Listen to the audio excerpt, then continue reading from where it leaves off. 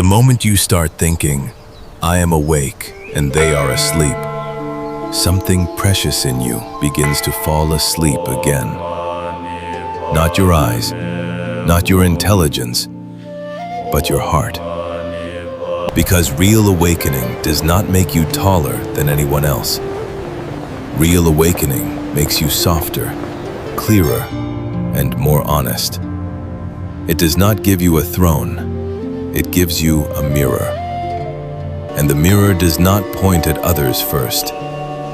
It points back at you. So if your spirituality has become a weapon, if your truth has become a way to judge, if your words have become sharp while your mind calls it wisdom, then this talk is for you.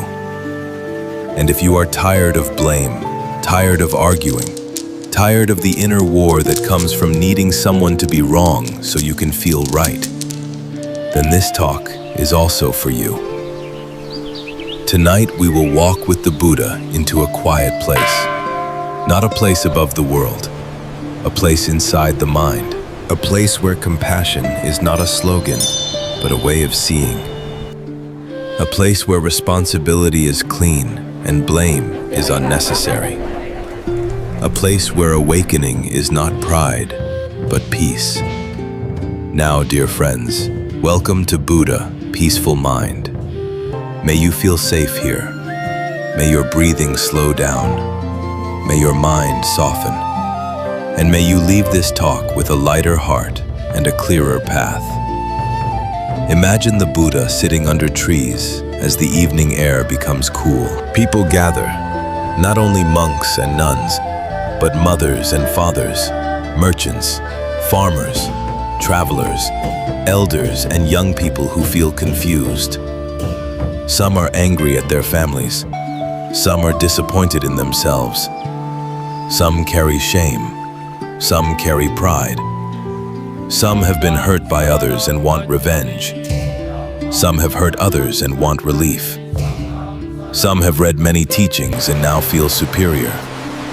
Some have never read a single teaching, but feel a deep hunger for peace. The Buddha looks at all of them the same way. Not with judgment, not with fear, not with flattery, with clarity and compassion. And he begins, not by attacking anyone, but by describing what he sees. Friends, he says, all beings want happiness. All beings want to be free from suffering. But many do not know the causes of happiness. Many do not know the causes of suffering. So they chase and push.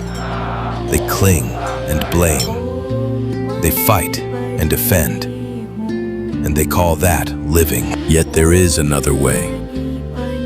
A way that ends suffering at its root. This way begins with one simple shift. Stop making your inner pain someone else's identity. Stop making your inner pain someone else's fault. Stop building a self by tearing others down. And begin to look directly at the mind. The Buddha taught that the mind is the beginning of experience. Your words begin in the mind. Your actions begin in the mind. Your suffering begins in the mind. And your freedom begins in the mind. So to awaken is not to collect spiritual ideas. To awaken is to see clearly what is happening inside you, and to stop feeding what creates suffering. Many people hear the word awakening and imagine a dramatic event. They imagine a special light, a sudden power, a new status. But the Buddha taught awakening as a gradual and practical transformation. It is the fading of ignorance, the weakening of craving, the softening of hatred, the growth of mindfulness, the growth of compassion, the growth of wisdom. And one of the clearest signs of this growth is very simple. As you awaken, you judge less. Not because you pretend everything is fine, not because you become blind to harm, but because you stop needing superiority. You stop needing to blame. You stop needing to label people as permanently good or permanently bad. You begin to see conditions. You begin to see causes. You begin to see suffering. And from that seeing, compassion naturally rises. But compassion, the Buddha reminds us, is not the same as weakness. Compassion is not saying yes to harm. Compassion is not denying injustice. Compassion is the ability to respond without hatred. It is the ability to see clearly and act wisely. This is a higher strength than anger, because anger can feel powerful, but it often makes the mind small. Wisdom makes the mind wide. Now, there is an old proverb people often share. The one who blames others still has a long way to go. The one who blames themselves has traveled halfway. The one who blames no one has arrived. This proverb sounds inspiring, but it can also be misunderstood. So the Buddha would ask us to hold it carefully, because there is a difference between blame and responsibility. If you never blame anyone, that does not mean you allow harm. It does not mean you accept abuse. It does not mean you ignore wrongdoing. It means you do not add the poison of hatred. It means you do not turn life into a courtroom inside your chest. It means you act with clarity and compassion, without needing revenge to feel whole. So let us refine the proverb in a Buddhist way. The one who blames others is trapped in projection. The one who blames themselves is trapped in shame. The one who sees causes and conditions clearly can take responsibility without hatred and can respond without creating more suffering. That is closer to the Buddha's path. Because the Buddha did not teach that you should accuse yourself for everything. He did not teach that you should accuse others for everything. He taught the end of dukkha, the end of suffering. And suffering grows when blame grows. Why does blame feel so tempting? Because blame gives the mind a simple story. If it is their fault, I do not have to feel helpless. If it is their fault, I do not have to look at my own mind. If it is their fault, I can keep my self-image clean. Blame is often a way to protect pride, and pride is one of the deepest chains. So the Buddha offered a practice that breaks pride gently. He invited people to look inward, not to hate themselves, not to shame themselves, but to see clearly. He taught that you are the owner of your actions. You inherit the results of your actions. This means your life is shaped by what you cultivate, and what you cultivate begins with your intention. So when you feel the urge to blame, the Buddha would say, pause. Ask, what is happening in my mind right now? Is there anger? Is there fear? Is there disappointment? Is there a hidden desire to punish? Is there a hidden desire to feel superior? Just seeing this is already awakening. Because most people blame while asleep. They blame automatically. They blame like breathing. But when you see blame as a mental state, you create space. And in that space, you can choose. This is the beginning of freedom. Now let us talk about the phrase, when you truly awaken, you no longer judge those who are asleep. This phrase is beautiful, but it can be misunderstood too. Some people hear it and think, I should never make any moral distinction. They think, if I say harm is harm, I am not awakened. But the Buddha taught discernment. He taught right view and wrong view. He taught skillful and unskillful actions. He taught that cruelty creates suffering and kindness creates peace. So the Buddha did not remove discernment, he removed condemnation. Discernment says, this action harms. Condemnation says, this person is permanently evil and I am above them. Discernment guides wise action. Condemnation feeds hatred and pride. So if you want to measure your awakening, do not ask, do I have opinions? Ask, do I hate the person who disagrees with me? Ask, do I need someone to be wrong so I can feel right? Ask, do I enjoy judging? If you enjoy judging, you are still asleep in a subtle way, because the mind is intoxicated by superiority. But if you can see harm clearly and still keep compassion, your mind is waking up. Now, the Buddha would often teach with simple images. Imagine two people walking in the rain. One complains, "Why is the sky doing this to me?" The other opens an umbrella. The rain is the same. The difference is response. The first person is trapped in blame. The second person is in wisdom. Wisdom does not argue with what is already happening. Wisdom responds. This is the heart of the Buddha's path. So when something unpleasant happens, the Buddha teaches 3 steps. See clearly. Respond wisely. Do not add hatred. This is the middle way. Now, let us bring this into daily life. Someone criticizes you unfairly. The mind can do many things. It can blame them and burn. It can blame you and collapse. Or it can see clearly and respond cleanly. Clean response does not mean passive. It means skillful. Maybe you clarify the facts calmly. Maybe you set a boundary. Maybe you leave the situation. But you do not need to poison your mind to protect your life.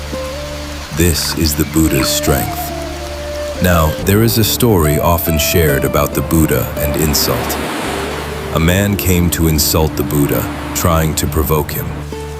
The Buddha listened quietly. Then he asked a simple question. If someone offers you a gift and you do not accept it, who does the gift belong to? The man answered, "It remains with the giver." The Buddha replied, "In the same way, I do not accept your anger." This story is not saying you should let people insult you forever. It is teaching that you do not have to swallow what others throw. You can hear words, but you do not have to build identity out of them. This is not suppression. It is clarity. Now let us talk about another trap. Sometimes people confuse awakening with positivity. They think spiritual life means always smiling, always speaking sweetly, always looking calm. But the Buddha did not teach fake positivity. He taught honest mindfulness. If sadness is here, no sadness. If anger is here, no anger. If fear is here, no fear. Do not pretend. Do not perform. Just know. Knowing creates space. And in space, you can choose a wise response. Fake positivity is often another form of avoidance. It hides pain under a mask. But pain does not disappear because you hide it. It returns as tension. It returns as bitterness. It returns as sudden explosions. So awakening is not a mask. Awakening is the courage to see clearly, without decoration. Now, the Buddha's path is not only about inner calm, it is also about reducing harm in the world. So we must talk about injustice. Some people here do not judge, and they become silent when harm is happening. But silence is not always wisdom. Sometimes silence is fear. Sometimes silence is complicity. The Buddha taught compassion and wisdom together. If someone is being abused, protect them. If someone is being exploited, help them. If someone is being harmed, respond with courage. But do it without hatred, because hatred creates more suffering. So the Buddha's teaching is not never speak. It is speak with a clean heart. Act with a clean heart. Now, how do you know if your heart is clean? Ask, am I trying to reduce suffering, or am I trying to punish? Punishment may feel satisfying, but it often keeps the mind trapped in anger. Reducing suffering keeps the mind aligned with compassion. This does not mean there are no consequences for harmful actions. Consequences can be necessary. Boundaries can be necessary. Justice can be necessary, but the heart does not have to become a battlefield. Now let us return to blame, because blame is one of the biggest ways the heart becomes a battlefield. Blame outward creates resentment. Blame inward creates shame. Both are heavy. Both create suffering. The Buddha offered a different method. He taught responsibility without self-hatred and compassion without naivety. Here is an important nuance. When you are hurt, it is natural to feel anger. Do not judge yourself for anger. The Buddha did not say you should not feel. He taught you not to build a home in the emotion.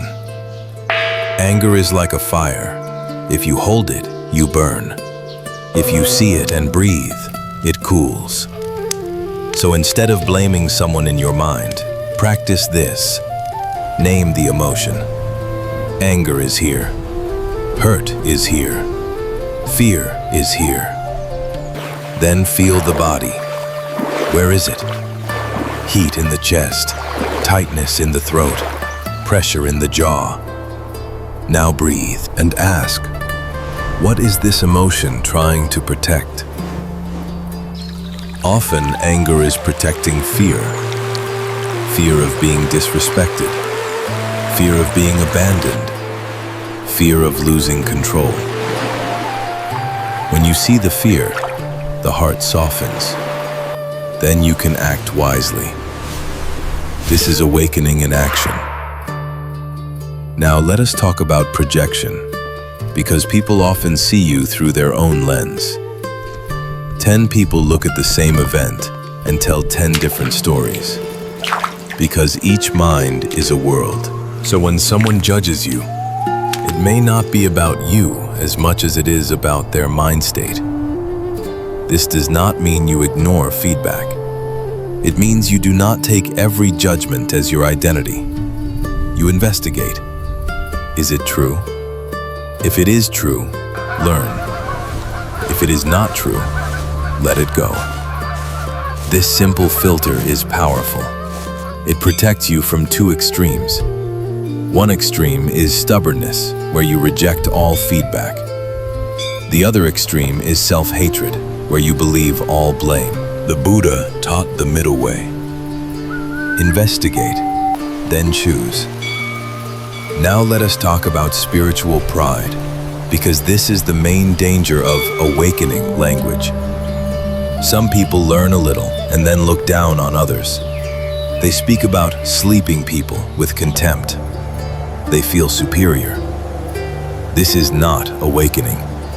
This is ego growing in a new costume. The Buddha warned that pride can be very subtle.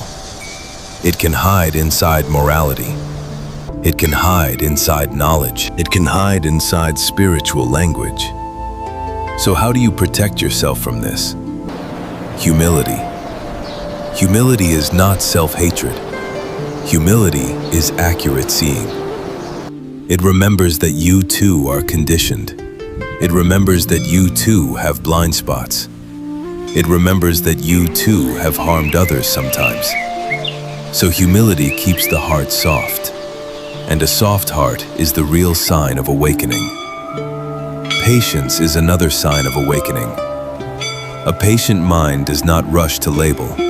It does not rush to condemn. It waits. It listens. It investigates. It knows that people unfold in time. The Buddha taught that each being wakes at their own pace, not because destiny is fixed, but because conditions differ.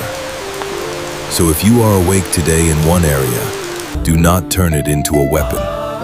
Use it as a lamp. A lamp does not insult the darkness. A lamp simply shines. Now your text said, "Let your transformation inspire others not by instruction, but by the light of your example."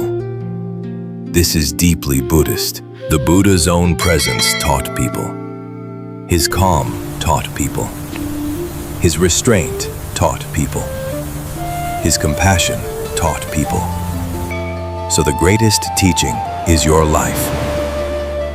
Now, let us bring in the difference between teaching and preaching. Teaching is offered with humility. It says, "This helped me. Perhaps it can help you."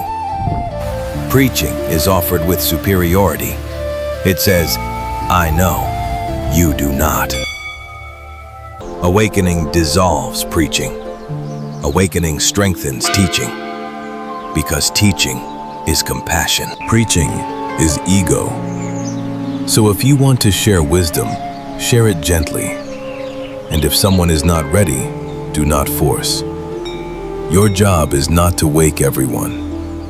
Your job is to keep your heart awake. Now, let us look at the phrase, "Do not judge anyone because you do not know their story." This is a beautiful reminder, but we must hold it carefully too. Because if we use it wrongly, we may ignore harmful behavior. So here is a Buddhist refinement. Do not condemn the person as fixed, but do discern the behavior as skillful or unskillful. If a person is harming, you can protect yourself and others. You can set boundaries. You can seek justice. You can speak truth.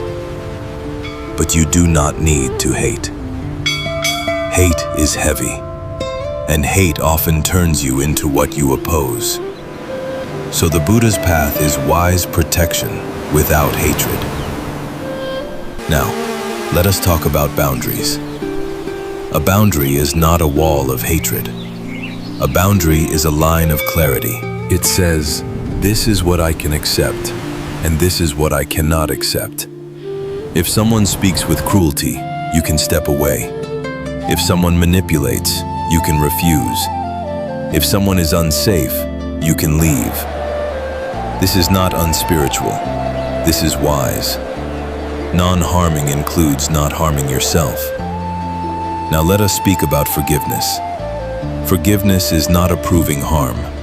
Forgiveness is releasing the burning coal. It is saying, "I will not carry this poison anymore." Forgiveness is not always immediate, so do not force it. Begin with the wish to be free from hatred. You can say, "May I be free from this burning. May my heart find peace."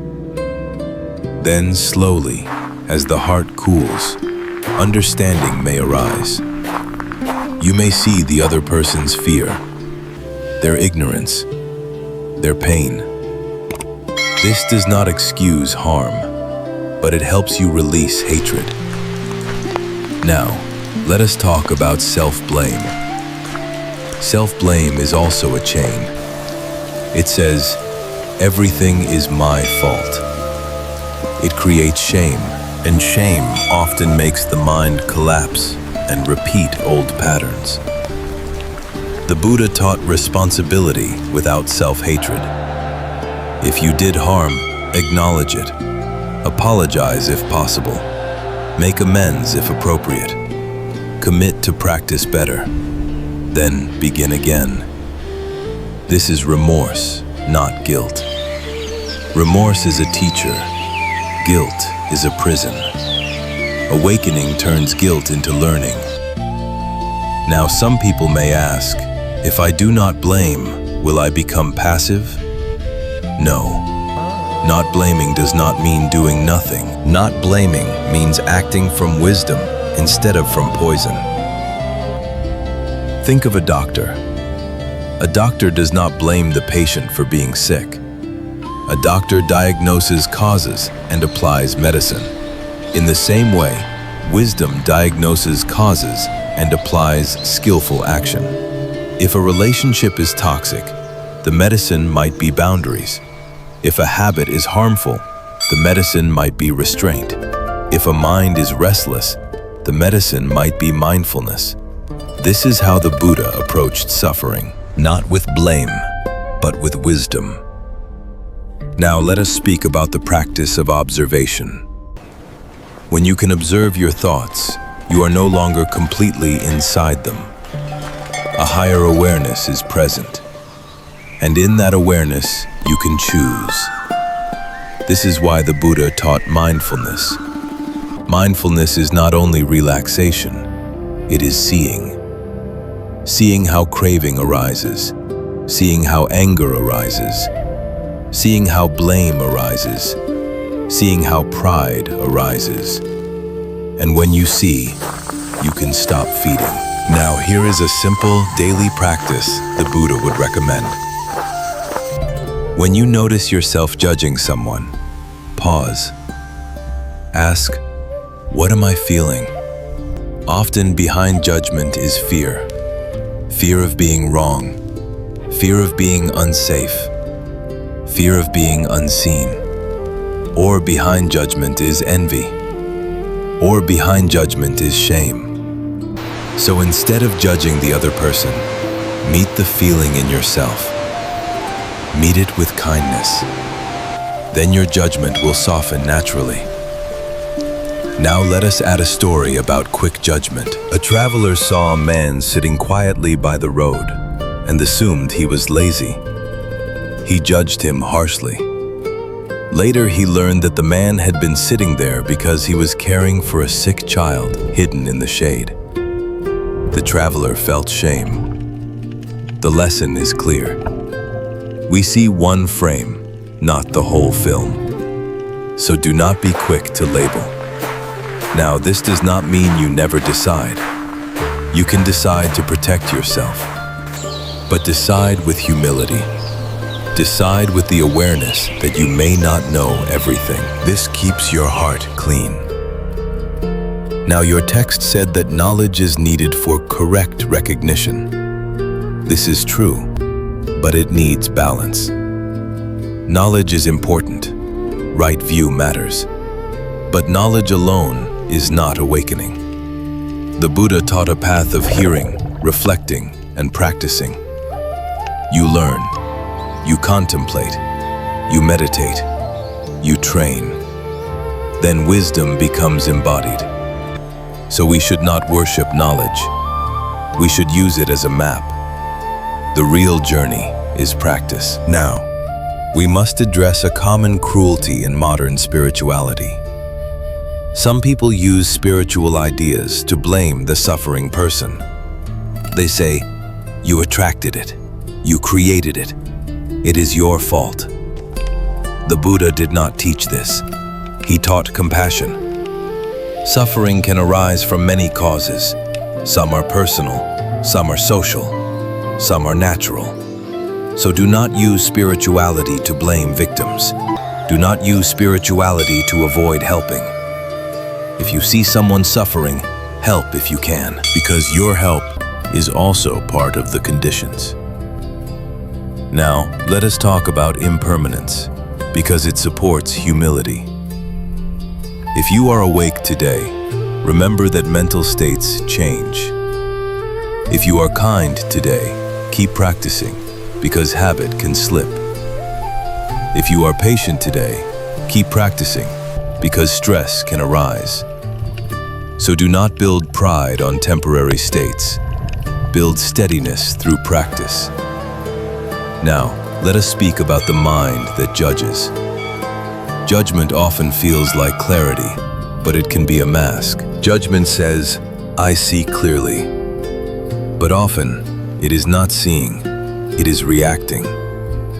It is the mind trying to relieve discomfort by pushing it away onto another person.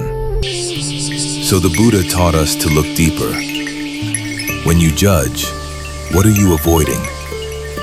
Often you are avoiding your own insecurity, or your own grief, or your own fear.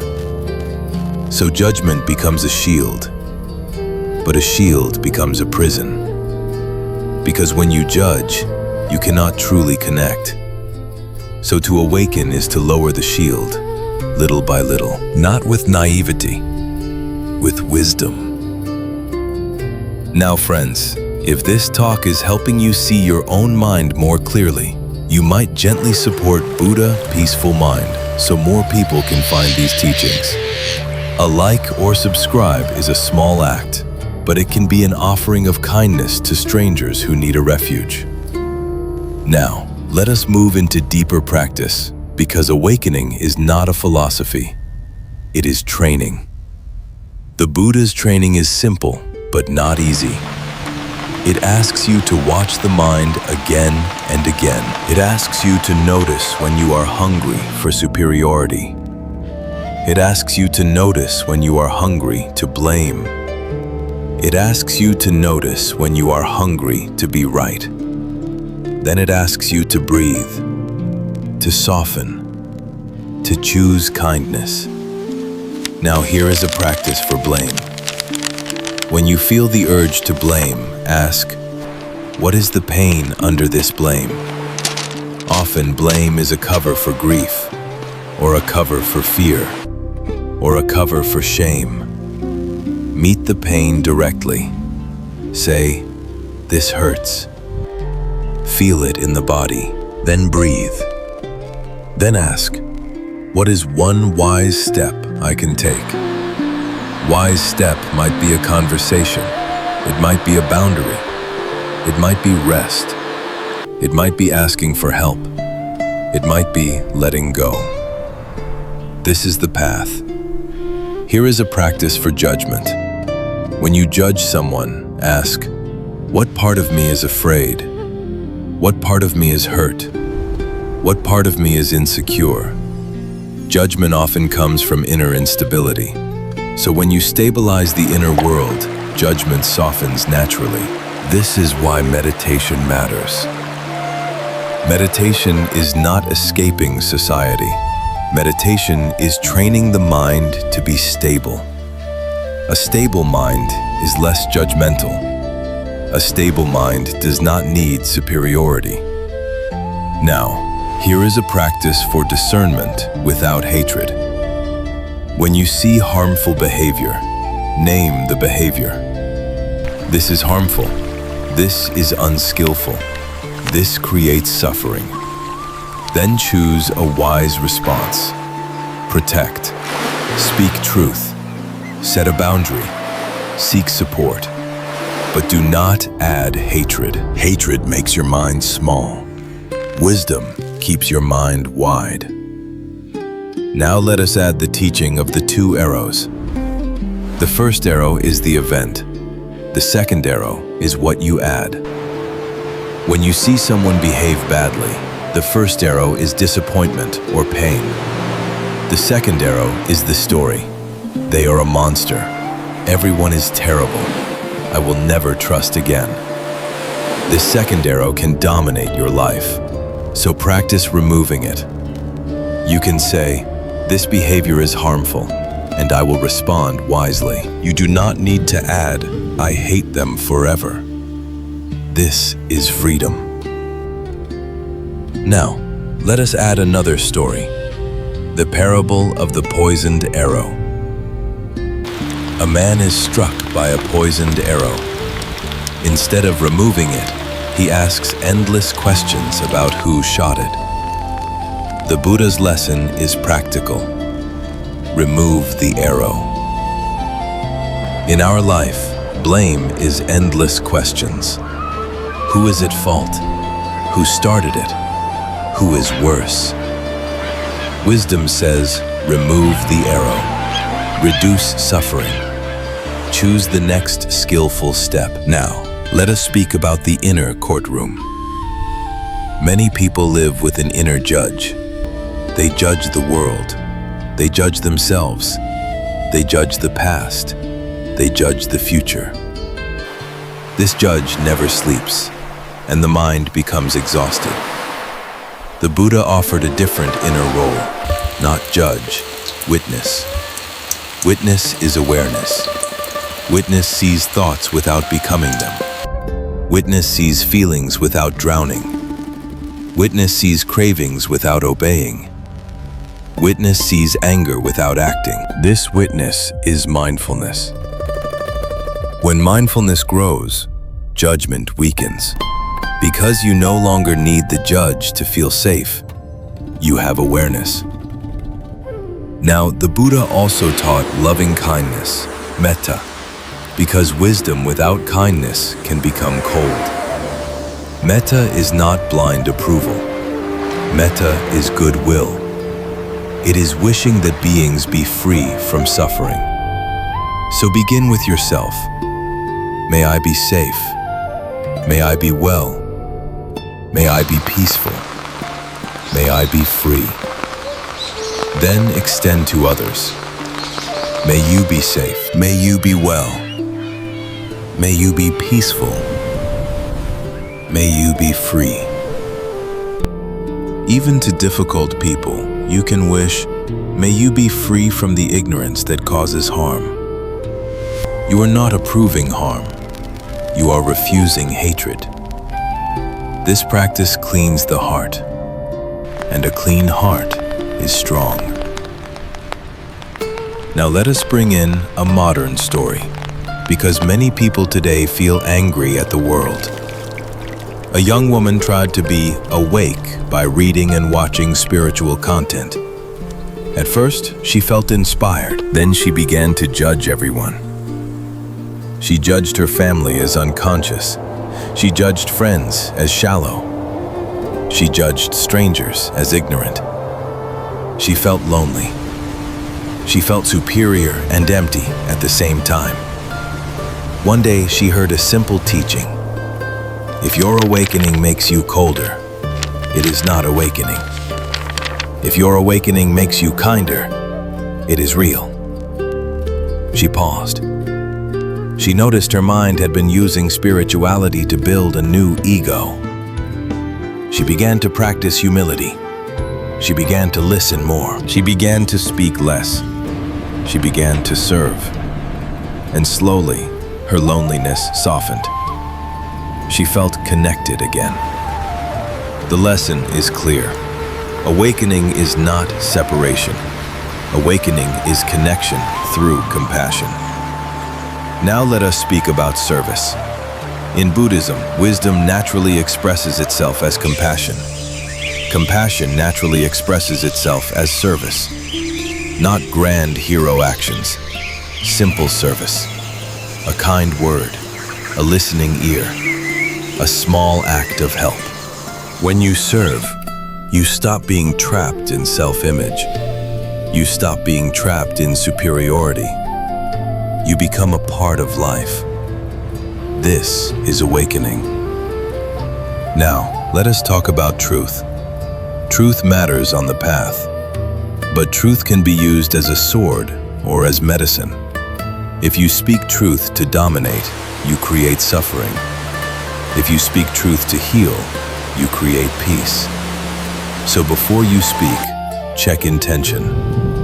Am I speaking to win, or am I speaking to help?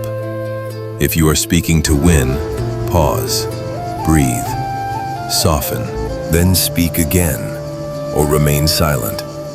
Now the Buddha taught right speech. Speak what is true. Speak what is beneficial.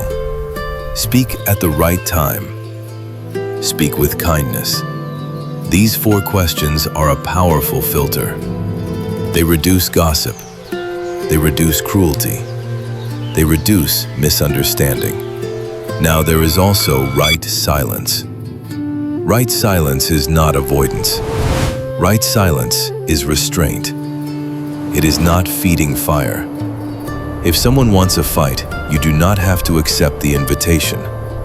This is strength. Now let us return to the question of blame and acceptance. Some people think acceptance means approving, but acceptance means seeing what is true. If harm happened, acceptance means acknowledging it. Then you respond wisely. You do not waste energy pretending. You do not waste energy denying. You act. So acceptance is not passive. It is honest. Now let us speak about the phrase, do not blame, but do not ignore injustice. This is the balance. You can hold someone accountable without hatred. You can seek justice without cruelty. You can set boundaries without revenge. This is clean strength. Now, let us add another story. Two monks were walking and saw a person stuck in mud. One monk wanted to help. The other monk said, "It is their fault." The first monk helped the person out. They continued walking. Later, the second monk complained, "I cannot believe you touched that muddy person." The first monk said, "I left the mud back there, but you are still carrying it." This story is a mirror. Judgment is carrying mud in your mind. Even if you never speak it, it stains you. Helping, even if it is small, keeps the heart clean. Now, helping does not always mean rescuing. Sometimes helping means not adding harm. Sometimes helping means speaking truth. Sometimes helping means walking away from provocation. But the direction is the same. Reduce suffering. Now let us speak about the mind that wants to be right. Being right can feel like safety, but it can become addiction. If you need to be right, you will argue endlessly. You will judge endlessly. You will blame endlessly. So the Buddha taught humility. Humility can say, "I might be wrong." Humility can say, "I do not know." Humility can say, "Teach me." This is why humility is a great sign of awakening. Now we also must speak about the relationship between awareness and knowledge. Knowledge can point to the path, but awareness walks it. You can know many teachings and still be harsh. You can know many teachings and still blame. So the Buddha emphasized practice. Practice is the difference between knowing and being. Now, let us explore the difference between guilt and remorse. Guilt says, "I am bad." Remorse says, "I did something unskillful." Guilt attacks the self. Remorse guides change. The Buddha praised wholesome remorse. He taught that when you see your mistake, you correct it. But you do not hate yourself, because self-hatred is also ignorance. So if you have been blaming yourself, be gentle. Take responsibility. Make amends. Then begin again. Now, let us talk about the idea of waking up at different times. Some people awaken quickly in one area and slowly in another. You may be mindful in meditation, but not mindful in family conflict. You may be generous with money, but not generous with patience. So do not judge yourself or others too quickly. Everyone is learning. This is why compassion is necessary. Now, let us address the phrase, "they are asleep." It can be useful as a metaphor, but it can also create arrogance. So remember, when you say they are asleep, you must also say, "I have been asleep too. I can fall asleep again, so I will keep practicing." This is humility. Now let us bring this talk into a practical method for everyday life. We will use a simple structure. Recognize, Allow. Investigate. Choose. Recognize the mental state. Judgment is here. Blame is here. Anger is here.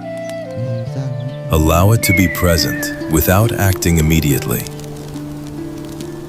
Investigate the condition. What fear is under it? What craving is under it? What pain is under it? Then choose a wise response. A breath. A kind word. A boundary. An apology. A silence. This method is simple and powerful. Now, let us talk about the feeling of superiority, because it can be very subtle. Superiority can hide inside spiritual phrases. I am more conscious. I am more evolved. They are low. This is poison. It feels sweet at first because it feeds ego, but it creates loneliness because superiority separates you. So if you notice superiority, do not punish yourself. Just see it. Then practice humility. Remember your own mistakes. Remember your own suffering. Remember the kindness you received. This softens the heart. Now let us speak about the real purpose of awakening. The purpose of awakening is not to become special. It is to end suffering. It is to stop harming. It is to love more cleanly. So if your awakening is not reducing your harm, it is incomplete. If your awakening is not increasing your kindness, it is incomplete.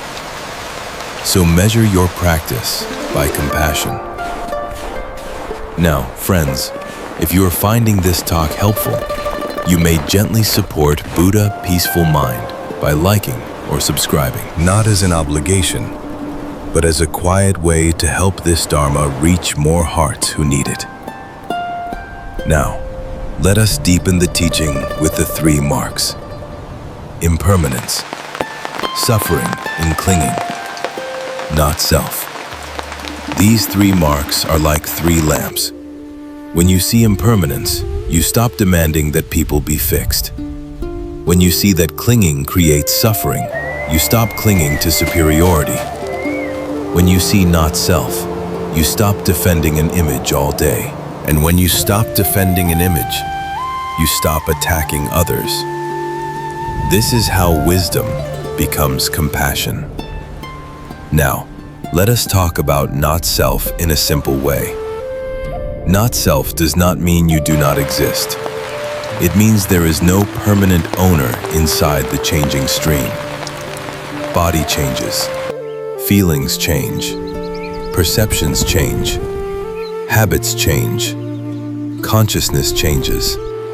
So when you judge, ask, who is judging? A mental state, a habit, a conditioned reaction, not a permanent essence. When you see this, you can release it. Now, let us bring in a practical exercise. Bring to mind a person you judged recently. Do not choose the most intense one. Choose a manageable one. Now notice what is present. Perhaps a tightening. Perhaps a story. Perhaps a feeling of superiority. Now ask, what is the fear under this? Maybe fear of being like them. Maybe fear that they threaten your values. Maybe fear that you are not safe. Now, do not judge the fear. Just breathe. Then ask, what would compassion look like here? Compassion might mean silence. Compassion might mean setting a boundary. Compassion might mean offering help. Compassion might mean letting go. The key is this. Compassion is not always soft. Sometimes compassion is firm, but it is firm without hatred. Now let us speak about the danger of turning compassion into enabling. The Buddha did not teach enabling. He taught wisdom. If someone continues to harm, compassion can include consequences. Compassion can include distance. Compassion can include saying no. Because allowing harm to continue is not compassion. So remember, compassion without wisdom becomes entanglement. Wisdom without compassion becomes cold. Together, they become freedom. Now, let us speak about the inner peace that comes when blame ends. When blame ends, your mind becomes quieter. You stop rehearsing arguments. You stop replaying scenes. You stop feeding resentment. This quietness is a gift. It is not weakness. It is freedom. Now, what about those who harmed you? The Buddha would say, protect yourself first. Seek safety. Seek support. Then, when you are safe, you can work with hatred. Hatred is a fire that burns you first. So the path is not to pretend harm did not happen. The path is to stop the harm now, and then stop the fire in your own heart. This is the true healing. Now let us speak about one of the most helpful practices for releasing blame. Gratitude. But not forced gratitude. Real gratitude. Real gratitude does not say, harm was good. Real gratitude says, I am alive. I can learn. I can choose again. I can grow. This kind of gratitude is strong. It is not denial. It is resilience. Now let us speak about the final statement in your text. People who are bad give experience and lessons. We must say this carefully. It is not always wise to call harm a gift. But it is wise to say this. Every experience can become a teacher if you meet it with awareness. That is the Buddha's method. So if someone harmed you, the lesson may be boundaries. The lesson may be discernment. The lesson may be courage. The lesson may be compassion for yourself.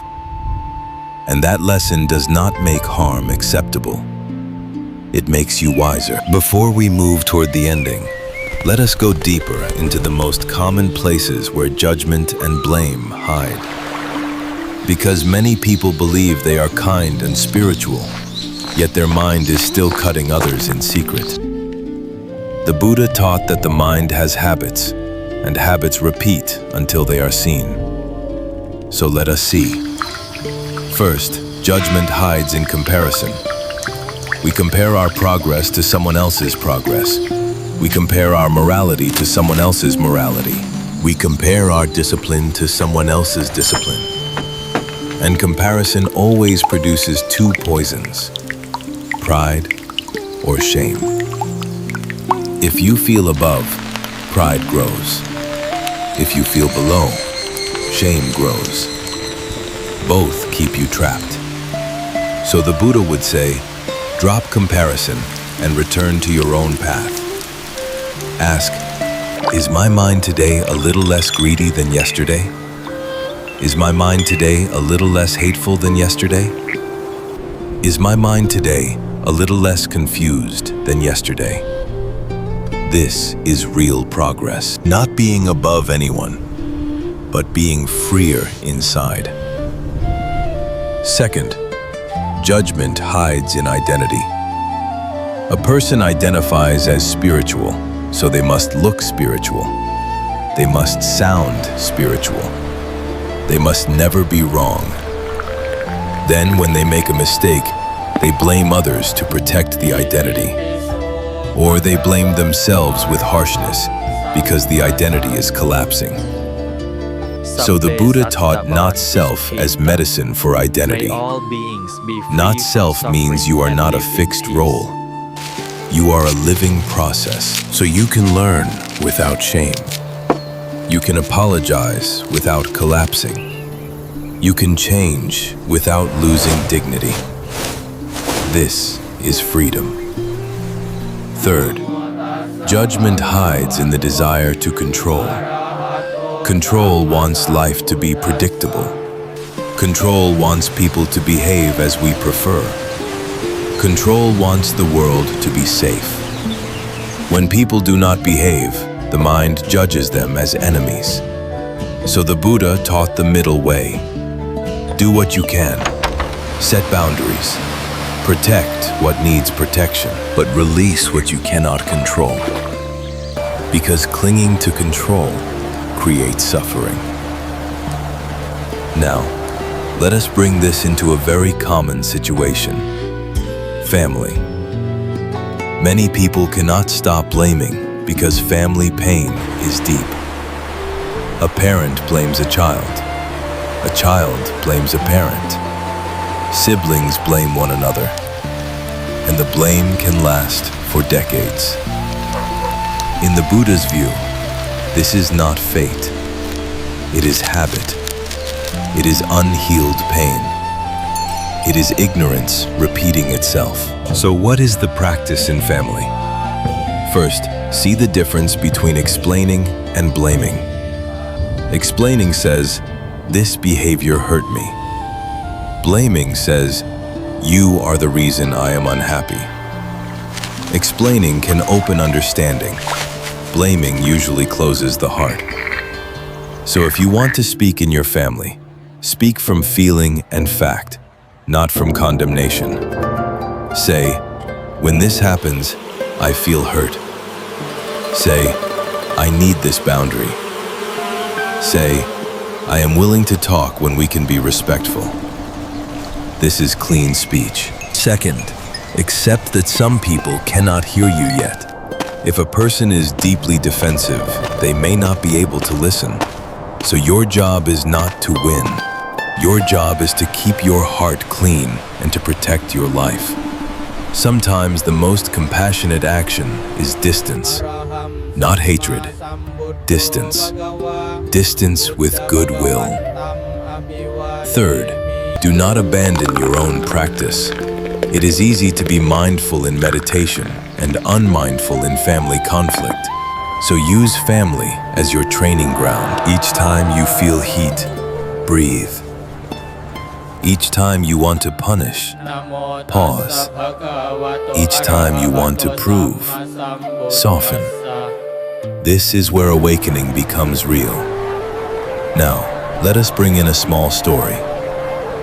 A man carried anger toward his father for many years. He said, "My father ruined my life." This story lived in his mind like a loud drum. One day he met a teacher who asked, "What do you want most?" He said, "I want my father to admit he was wrong." The teacher asked, "And if he never admits it, can you still be free?" The man was silent. He realized he had handed his freedom to his father's future behavior. He realized his peace depended on someone else changing. So he began to practice something different. He acknowledged the harm as harm. He set boundaries. He stopped seeking approval. And he worked with his own anger each day, breath by breath. Over time, his anger softened. Not because the past became good, but because he stopped drinking the poison.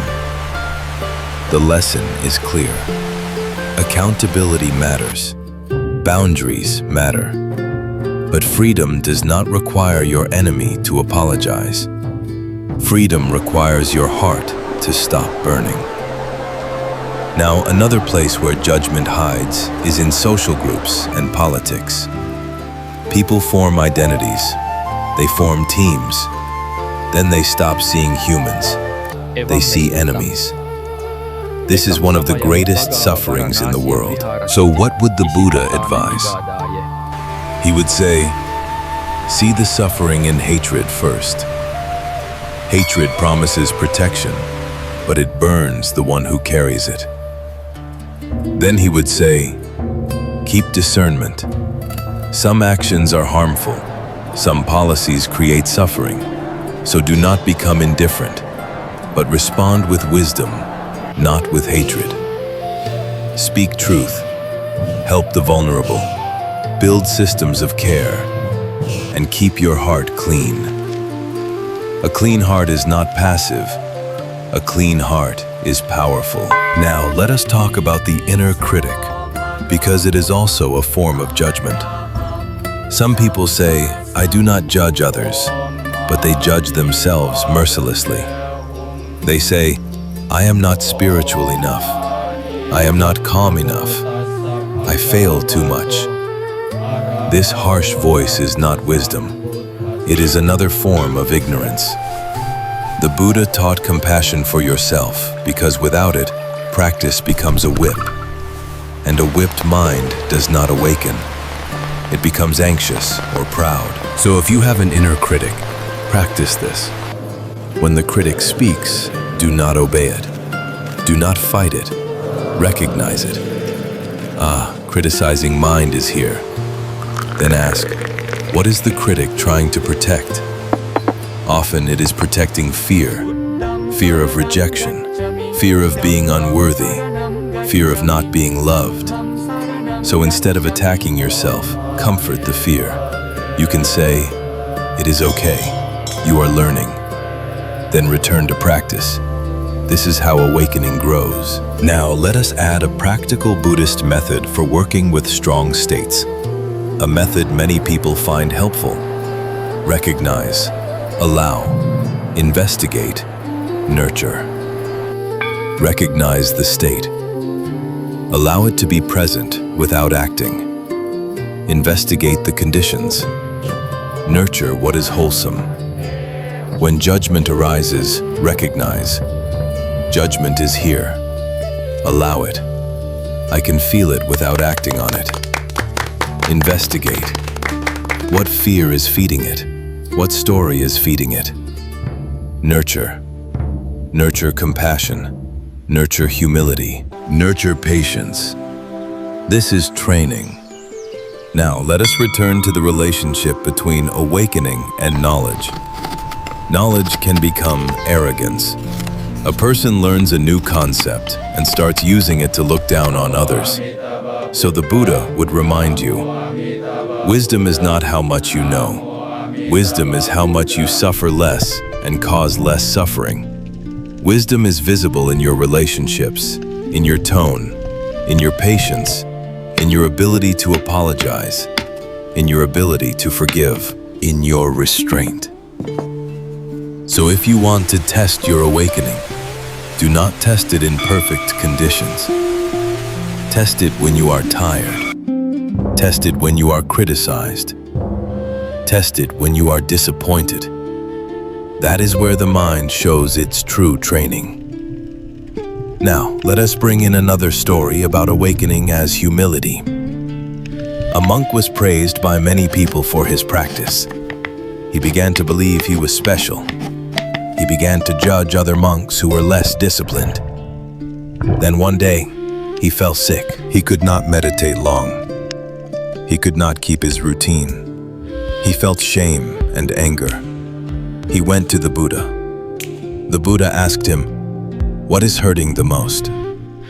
The monk said, "I am failing." The Buddha said, "You are not failing. You are seeing the truth. Your body changes. Your strength changes.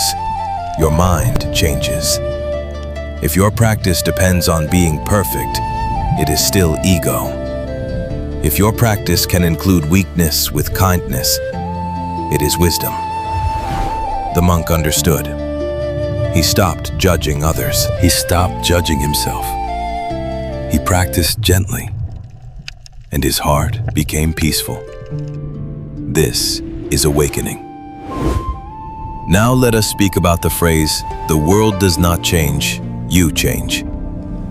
This is true in a deep way. When your mind changes, the same world feels different. The same words feel less sharp. The same situations feel less personal. The same uncertainty feels more workable. But we must also be careful.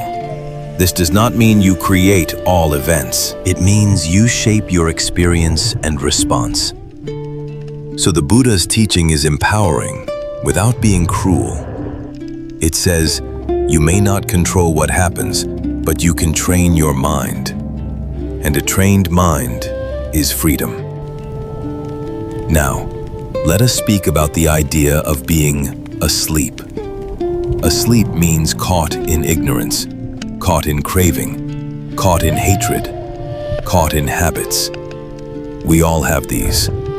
So when you see someone acting badly, you can say, they are caught. And you can also say, I have been caught too. This keeps compassion alive. Now let us talk about compassion fatigue.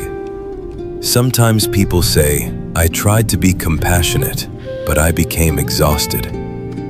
This often happens when compassion is missing boundaries. The Buddha's compassion is not self-sacrifice without wisdom. It is compassion with discernment.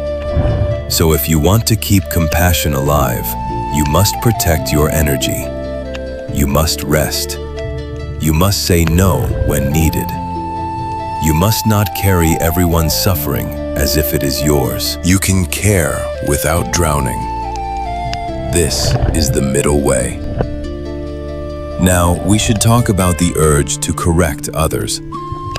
Some people become awake and then become obsessed with correcting everyone. They see wrong views everywhere. They want to teach constantly. But the Buddha taught right timing. A person who is not ready cannot hear. So the Buddha said, speak when it is beneficial. Speak when the mind is open. Otherwise, your teaching becomes noise and your heart becomes frustrated. So if you want to share wisdom, share it by living it. Let your calm be the message. Let your restraint be the message. Let your kindness be the message. Now, a small story. A young man argued with his friend about spirituality every day. He wanted his friend to change. He wanted his friend to become calm. He wanted his friend to meditate. The friend resisted. The young man became angry and judgmental. Then he noticed the irony. He was preaching peace while being aggressive. He stopped. He apologized. He practiced quietly. Months later, his friend asked, "What have you been doing? You seem calmer." That question was the opening. Then the young man shared gently, "The lesson is clear. Your vibration is stronger than your lecture. Your example is stronger than your argument." Now, let us return to blame one more time, but in a deeper way. Blame is often an attempt to avoid grief. If I blame, I do not have to feel the sadness that life is imperfect. If I blame, I do not have to feel the vulnerability that I cannot control everything. So blame is an armor, but armor is heavy. So the Buddha taught courage.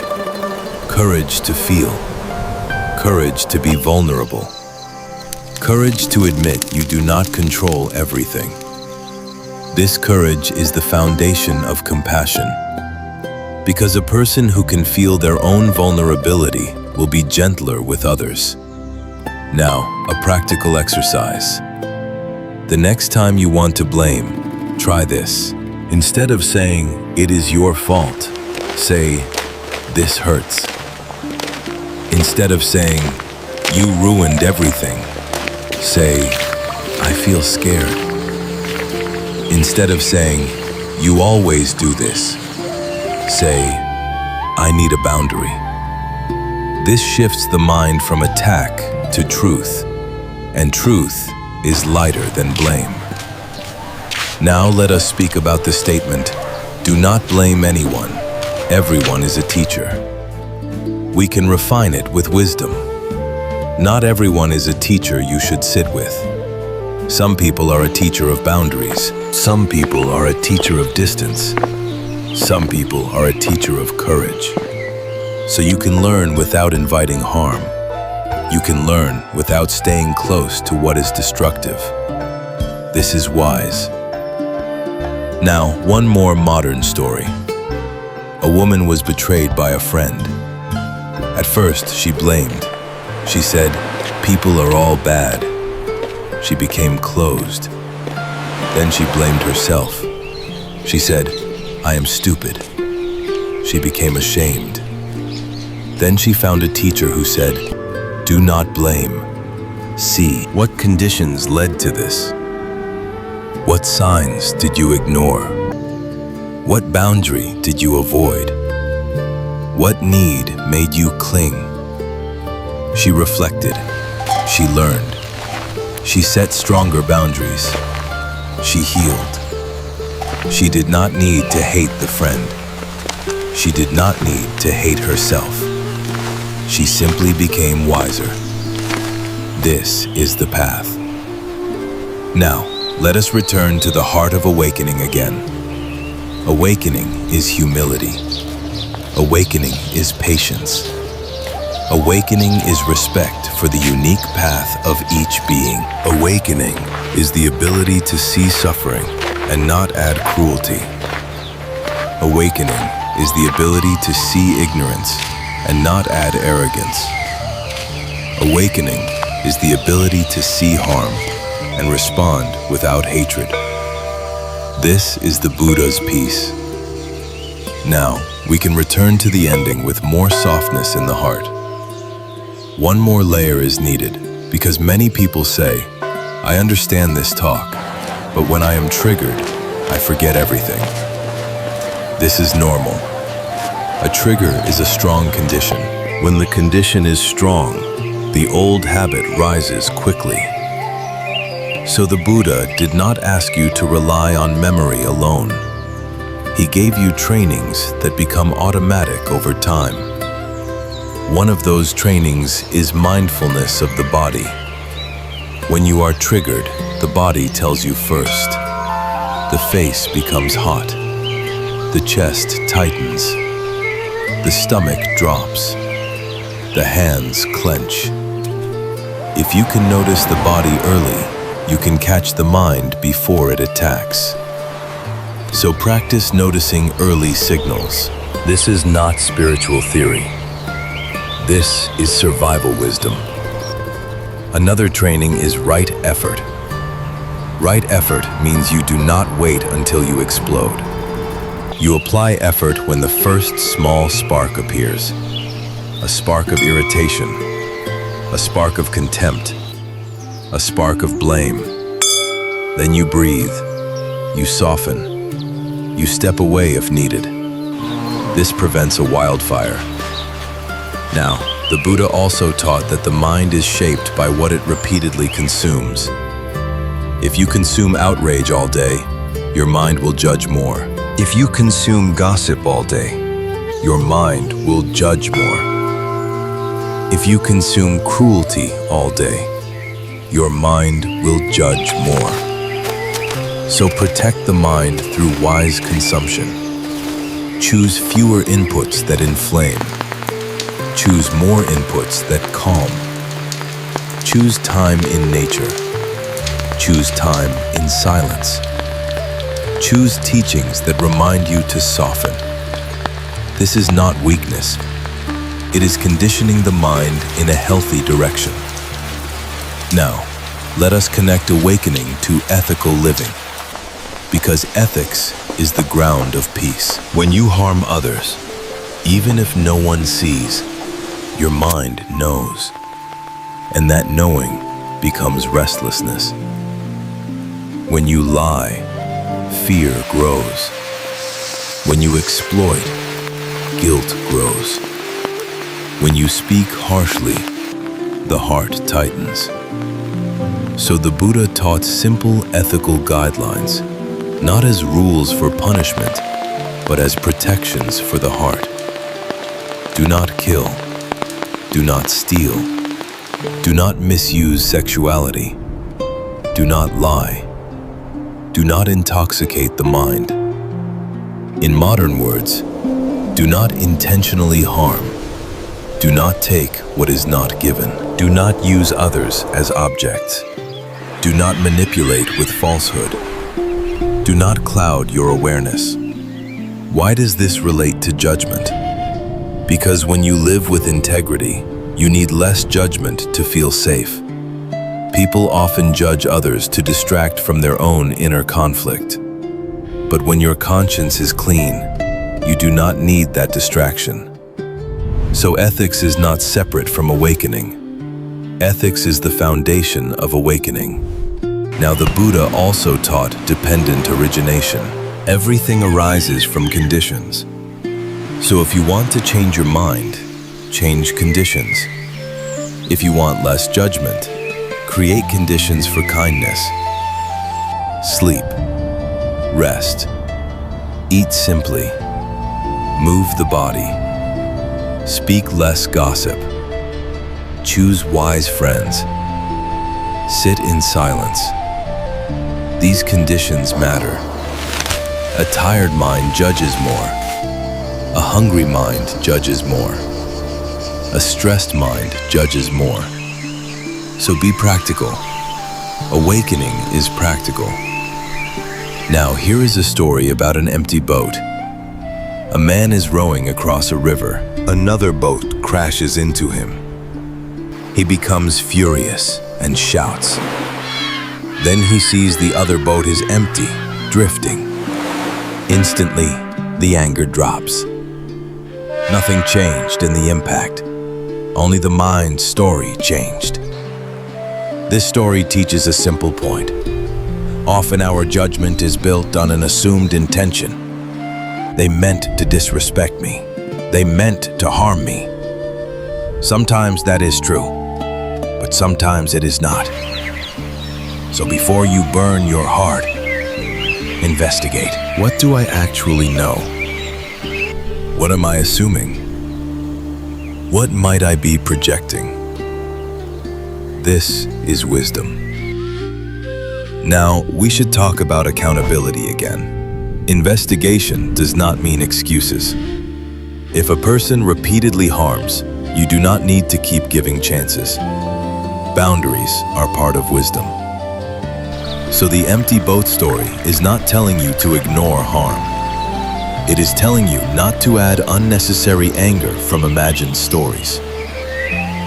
Now, let us speak about forgiveness again, but in a Buddhist way. Forgiveness is a process of releasing clinging. Clinging to the past. Clinging to the wish that it had been different. Clinging to revenge. Forgiveness is saying, I will not live in yesterday's fire. Sometimes you forgive and still keep distance. That is wise. Sometimes you forgive and still seek justice. That can be wise too. Forgiveness is about your heart, not about giving someone access to harm you again. Now, a short guided reflection to bring this into your body. As you listen, notice one breath. In breath, out breath. Now, bring to mind one small resentment. Not the biggest, just a manageable one. Notice what happens in the body. Heat, tightness, pressure. Now say inwardly, I do not need to carry this. Then breathe out slowly. Do this 3 times. Not to force forgiveness, but to taste release. This is training. Now, let us also speak about spiritual bypassing, because it is common. Spiritual bypassing means using spiritual words to avoid truth. Saying, I do not judge, while secretly feeling contempt. Saying, I forgive, while secretly holding resentment. Saying, all is love, while ignoring harm. The Buddha did not teach bypassing. He taught clear seeing. Clear seeing includes acknowledging pain, acknowledging harm, acknowledging fear, then responding wisely. So be honest. Honesty is part of awakening. Now we can connect all of this into a simple summary the Buddha might give. If you want to know whether you are waking up, watch these 3 things. Watch your speech. Is it becoming kinder and more truthful? Watch your actions. Are they creating less harm? Watch your mind. Is it less addicted to blame and superiority? If the answer is yes, even a little, you are on the path. And if the answer is no, do not despair. Just begin again. Because the path is not built by never falling.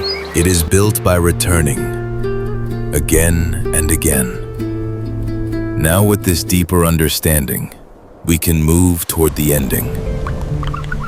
Now we are nearing the end, but we will take a little more time, because a 70-minute talk is not only words, it is a slow soaking. So let us soak the heart with a few gentle reminders. If your awakening makes you proud, return to humility. If your awakening makes you harsh, return to compassion. If your awakening makes you separate, return to connection. If your awakening makes you perform, return to honesty. If your awakening makes you judge, return to mindfulness. Now here is a simple daily practice. In the morning, before you pick up your phone, take 3 breaths. On the first breath, remember, I am not here to be superior. On the second breath, remember, I am here to reduce suffering. On the third breath, remember, I will watch my mind today. Then set one intention. Today I will pause before blaming. Today I will speak with kindness. Today I will set boundaries cleanly. Choose one. During the day, each time judgment arises, pause for 1 breath. Feel your body. Soften your jaw. Soften your shoulders. Then choose your response.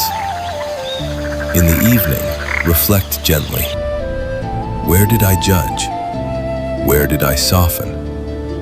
Where did I blame? Where did I take responsibility? Do not punish yourself. Just learn. Learning is awakening. Now, if this talk has given you even a small opening in the heart, you may share it with someone who is trapped in blame or judgment. A share can be an act of kindness. And if you want more calm teachings like this, you can subscribe to Buddha Peaceful Mind, so these words can accompany you gently. Now, let us end with a blessing. May your awakening make you humble. May your wisdom make you kind. May your discernment be free of hatred. May you take responsibility without shame. May you set boundaries without cruelty. May you stop feeding blame and start feeding understanding. May you become a light that does not burn others. May all beings be safe. May all beings be well. May all beings be peaceful. May all beings be free.